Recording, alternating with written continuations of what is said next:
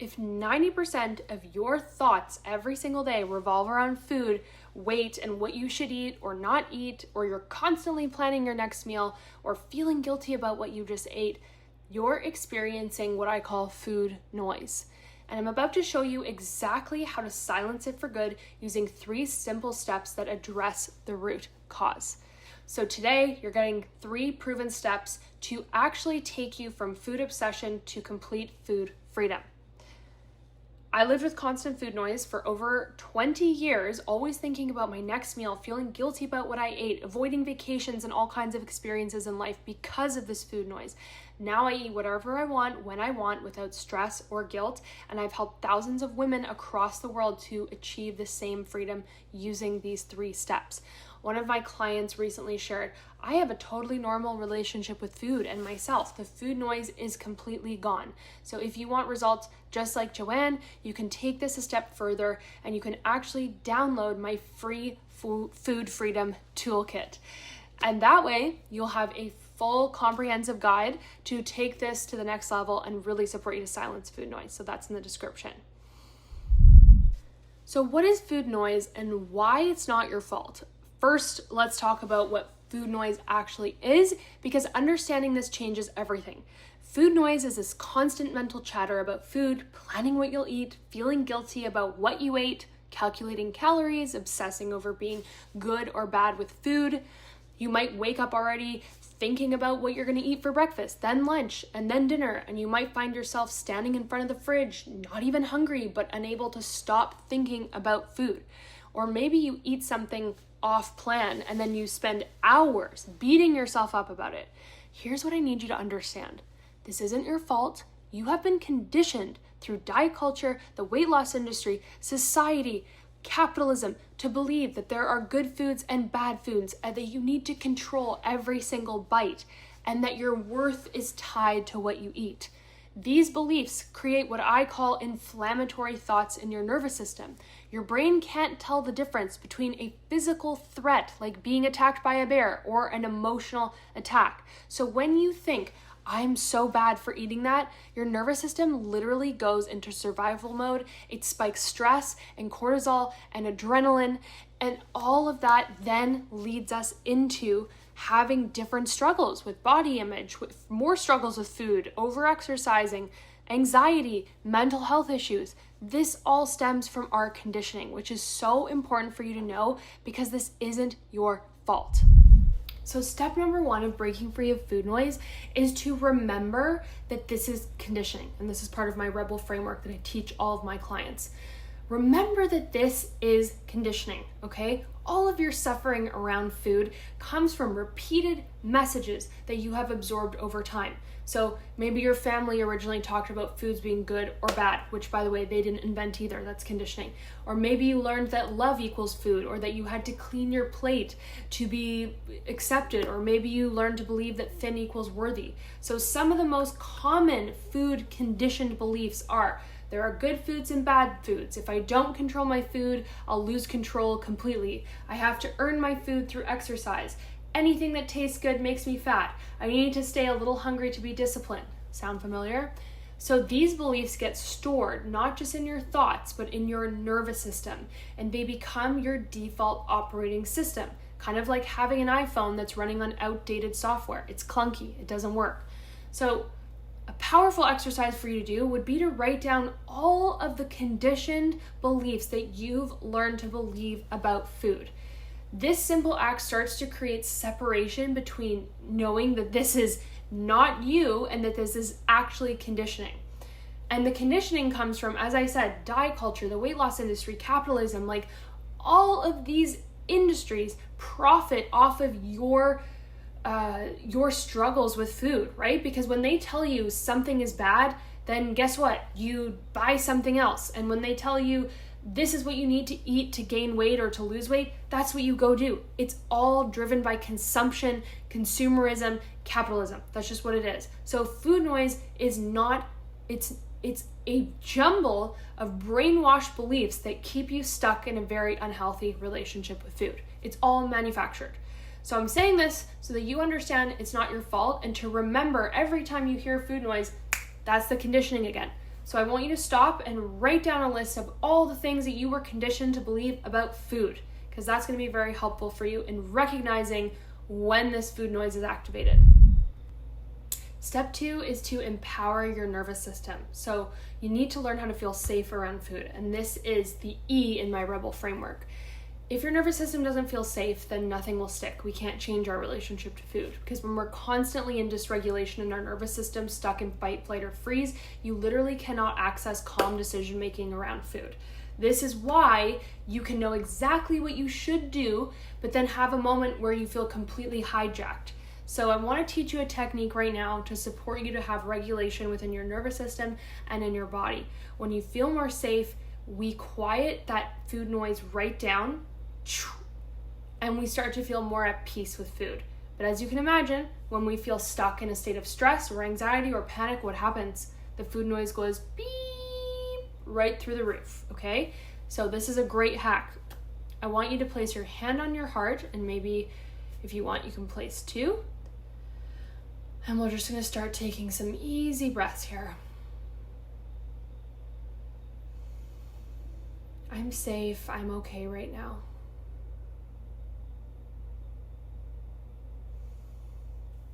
And then I would like for you to just start gently rubbing this area of your chest. I'm gonna yawn. There it is. Whew. I'm already starting to feel more calm, and my body is telling me that. The nervous system is starting to feel more safe. Now we're gonna tap right here on the chest, on the collarbones.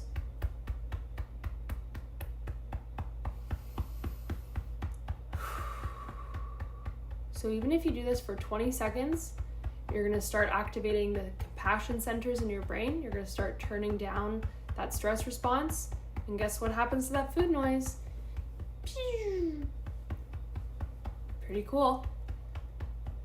And you also have to remember that everywhere you go, Instagram, TikTok, or whatever platforms you're using, TV, there is societal conditioning all over all of that, right? So you're bombarded with messages all day long that put your nervous system into a stress response.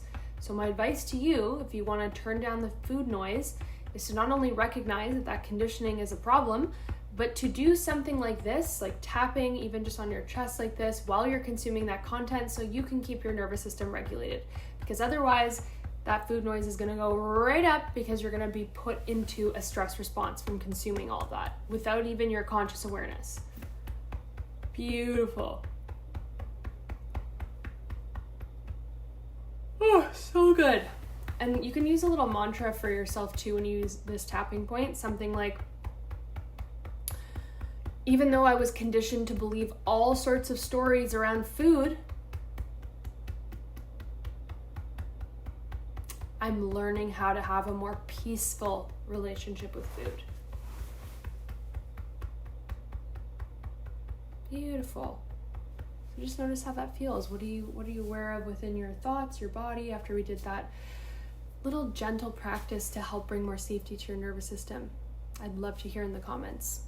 And don't forget, I have a full food freedom toolkit for you in the description that is going to teach you how to break this cycle through the love and support of your nervous system, and it is amazing. So you're going to want to grab that. It's absolutely free. The third step in the Rebel framework is to befriend your parts, okay? So there's a part of you that obsesses over food, and this part is not your enemy.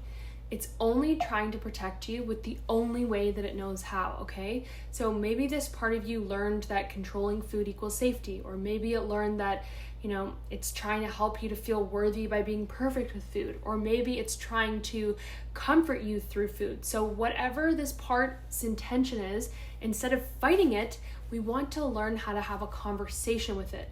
So the next time that you find yourself really struggling with food, I want you to remind yourself, this is a part of me. This is not my identity. This is just a part of me. That is going to be so instrumental, because when we feel that our identity is enmeshed with these parts, i.e. we feel like, I don't know what you're talking about. I don't have any parts of me. This is just who I am. I'm someone who always struggles with food. I feel bombarded by food noise every single day. My life is food.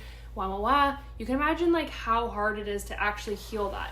Because if I think my identity is struggling with food, this is going to take a lot of prying apart to heal. However, if I can go from a place of this to this, where I see, here I am, I'm Giulia, and I have a part of me that struggles with her relationship to food, well, I can learn how to build a relationship with this part. I can learn how to actually support this part.